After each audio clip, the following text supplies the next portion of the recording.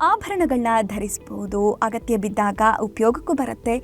ಆದರೆ ಆಭರಣಗಳು ತನ್ನದೇ ಆದ ಸಮಸ್ಯೆಗಳನ್ನ ಹುಟ್ಟಾಕತ್ತೆ. ಚಿನ್ನ ಹೂಡಿಕೆಯ ಉದ್ದೇಶವಾಗಿದ್ರೂ ಮೇಕಿಂಗ್ ಶುಲ್ಕಗಳು ನಿಮ್ಮ ಲೆಕ್ಕಾಚಾರಗಳನ್ನ ಬುಡಮೇಲು ಮಾಡಬಹುದು. ಇದಲ್ಲದೆ ಚಿನ್ನದ ಶುದ್ಧತೆಯ ಬಗ್ಗೆ ಯಾವಾಗಲೂ ಅನಿಶ್ಚಿತತೆ ಕಾಡುತ್ತೆ. ಹಾಗೆ ಆಭರಣಗಳನ್ನ ಸುರಕ್ಷಿತವಾಗಿಡುವ ಚಿಂತೆ ಕೂಡ ಇರುತ್ತೆ. ಹಾಗಾದ್ರೆ ಚಿನ್ನವನ್ನ ಸುರಕ್ಷಿತವಾಗಿ ಹೂಡಿಕೆ ಮಾಡೋದು ಹೇಗೆ? ನೀವು ಚಿನ್ನವನ್ನ ಡಿಜಿಟಲ್ ಆಗಿ ಹೂಡಿಕೆ ಮಾಡಬಹುದು. ಹೂಡಿಕೆ ಮಾಡುವ ಮಾರ್ಗ ಅಂದ್ರೆ ಅದುವೇ ETF. ಚಿನ್ನದ ETFಗಳ ಇನ್ನೊಂದು ಪ್ರಯೋಜನ ಅಂದ್ರೆ ನೀವು ಆಭರಣಗಳಲ್ಲಿ ಹೂಡಿಕೆ ಮಾಡುವಷ್ಟು ಹಣವನ್ನ ಹೂಡಿಕೆ ಮಾಡುವ ಅಗತ್ಯವಿಲ್ಲ.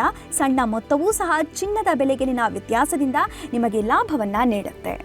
ನೀವು ಆನ್ಲೈನ್ನಲ್ಲಿ ನಿಮ್ಮ ಮೊಬೈಲ್ ಫೋನನ್ನು ಬಳಸಿ ETF-ನನ್ನ ಮನೆಗಿಂದಲೇ ಖರೀದಿಸಬಹುದು. ಇದಕ್ಕೆ ನಿಮಗೆ ಬೇಕಾಗಿರೋದು ಡಿಮ್ಯಾಟ್ ಅಕೌಂಟ್. ನೀವು ಚಿನ್ನದ ETF-ನ ಒಂದೇ ಒಂದು ಯೂನಿಟ್ ಅನ್ನು ಕೂಡ ಖರೀದಿಸಬಹುದು. ನೀವು ಬಯಸಿದಾಗಲೆಲ್ಲ ನೀವು ಅದನ್ನು ಮಾರಾಟ ಮಾಡಿ ಷೇರುಗಳಲ್ಲಿ ವ್ಯಾಪಾರ ಮಾಡುವಂತೆಯೇ ಹಣವನ್ನ ಪಡೆಯಬಹುದು. ಚಿನ್ನದ ETFಗಳೊಂದಿಗೆ ನೀವು ಆಭರಣಗಳ ಸಂಗ್ರಹಣೆ ಹಾಗೂ ಭದ್ರತೆಯ ಬಗ್ಗೆ ಚಿಂತಿಸಬೇಕಾಗಿಲ್ಲ.